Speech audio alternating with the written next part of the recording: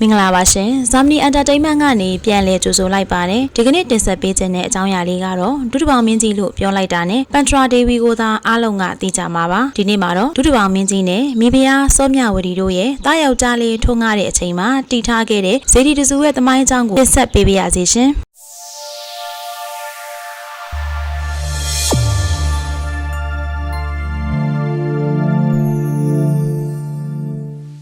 မော်ကိုပြည်တောင်ကိုအစိုးရတဲ့ရှမ်းစော်ဝါကြီးစောဟုံဖမှာမင်းမမြက်ဂုံရင်ကားနဲ့ပြည်စုံတဲ့သမီးတော်စောမြဝတီဆိုတဲ့ရှမ်းမင်းသမီးလေးတစ်ပါးရှိပါတယ်။တရေခေတ္တရာနဲ့မောရှမ်းပြည်တို့ရဲ့နှစ်နိုင်ငံချစ်ကြည်ရေးအတွက်သမီးဖြစ်သူစောမြဝတီကိုတရေခေတ္တရာပြည်ရှင်ဒုတိယမင်းကြီးအားဆက်သခဲ့ပါတယ်။ဒီလိုနဲ့ရှမ်းနဲ့ပြူချစ်ကြည်ရေးအရာရွှေလန်းငွေလန်းရာယူကစောမြဝတီကိုတရေခေတ္တရာသို့ခေါ်ဆောင်လာခဲ့ပါတယ်။ရှမ်းမင်းသမီးစောမြဝတီကိုဒုတိယမင်းကြီးကအရေးပေးဆက်ဆံခဲ့တာကြောင့်တရေခေတ္တရာကတခြားသောမိဖုရားတွေကမကျေမနပ်ဖြစ်ကစောမြဝတီအပေါ်မှာမနာလိုမရှုစိတ်ဖြစ်ခဲ့ကြပါတယ်။တနေ့မှာတော့စောမြဝတီမိဖုရားမှာဒုတိယမင်းကြီးနဲ့ပြိတ္တိတီလာခဲ့ပါတယ်။နန်းတွင်မှာပုံတော်တွေနဲ့တွက်ချက်ကြည့်ရမှာဖုံးကန်ကြီးမားတဲ့သာသနာပြုမင်းသားလေးတစ်ပါးဖြစ်ပြီးသားတော်လေးရဲ့ကန်စာတာဟာထူးခြားမည်ဟုတွက်ချက်ဟောကြားခဲ့ပါတယ်။ထိုအကြောင်းကိုဒုတိယမင်းကြီးသိတဲ့အခါမှာအလွန်ကိုပျော်ရွှင်ခဲ့ပေမဲ့သားတော်မထွန်းကားတဲ့အခြားသောမိဖုရားတွေကတော့ထို့သို့ဟောကြားချက်အပေါ်မှာစိုးရိမ်ကစောမြဝတီကိုလှုပ်ကြံရန်ကြံစီပါတော့တယ်။တခြားသောမိဖုရားတွေကရှမ်းမင်းသမီးလေးစောမြဝတီကိုစားတော်အုပ်ထဲမှာပါအစိတ်ခတ်ခဲ့ကြပါတယ်။စောမြဝတီရဲ့ကိုရန်တော်စိုင်းတော်ဖာရဲ့ကာကွယ်မှုကြောင့်သာ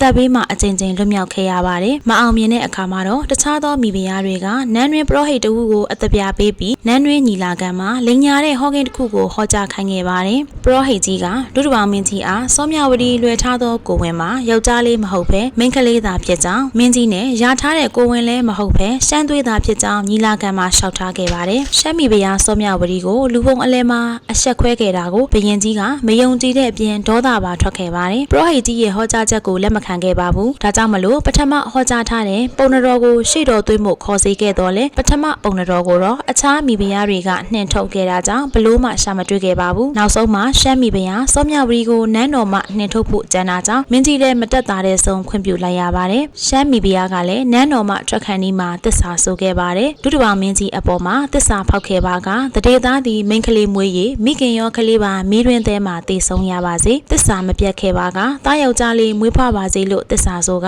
မောရှမ်းပြည်သို့ပြန်လာခဲ့ပါတယ်စောမြဝတီမိဖုရားကအချွေရံများနဲ့အေယာဝတီမြေကျောင်းအတိုင်းဆန်ရာယခုမန္တလေးသို့အရောက်မှာတော့ဖိုက်နာလာ၍ခိတ္တစခန်းချအနားယူနေစဉ်မှာပဲတားယောက်ျားလေးဖွားမြင်ခဲ့ပါတယ်သစ္စာတရားမှန်ကန်ခဲ့တာကြောင့်တားယောက်ျားလေးဖွားမြင်ကြောင်းကိုအတူပါလာတဲ့မင်းချင်းတွေကဒုတိယမင်းကြီးထံလျှောက်တရန်တရေခိတ္တရာသို့ပြန်လာခဲ့ပါတယ်ကြားသိရတဲ့ဒုတိယမင်းကြီးကလည်းမိဖုရားထံသို့ချီတက်လာခဲ့ပါတယ်ဒုတိယမင်းကြီးကမိဖုရားစောမြဝတီနဲ့သားတော်လေးကိုချစ်မြတ်လွန်တာကြောင့်ပါလာသောလက်ဝိရတနာတွေကိုထပ်ပနာကမိဖုရားနဲ့သားတော်အတွက်ဇေဒီတစုကိုတီထားတော်မူခဲ့ပါတယ်ဒီဇေဒီကတော့ယခုတိုင်းဖူးမြော်နေရတဲ့သားတော်ရဇေဒီပဲဖြစ်ပါတယ်သားတော်ရဇေဒီသည်မန္တလေးတိုင်းဒေသကြီးချမ်းမြသာစီမြို့နယ်ကျွန်းလွန်ဥဆောင်ရပ်ကွက်84လမ်းမှာတည်ရှိပါတယ်စူတောင်းပြည့်ဇေဒီဖြစ်တာကြောင့်ယနေ့တိုင်းရဟန်းရှင်သူပြည်သူများလာရောက်ဖူးမြော်ကြောင်းလည်းသိရှိရပါတယ်ရှင်ယနေ့တင်ဆက်ပေးခဲ့တဲ့အကြောင်းအရာလေးကတော့သမိုင်းတစ်လျှောက်မှာဒေသခံများကသမိုင်းဖြောက်ထားခြင်းခံခဲ့ရတဲ့ဒုတိယမင်းကြီးရဲ့မိဖုရားစောမြဝတီရဲ့သမိုင်းကြောင်းလေးကိုလေ့လာမိသလောက်တင်ဆက်ပေးခဲ့တာမို့အမှားပါခဲ့သည်ရှိသောပရိသတ်တို့ဘက်မှ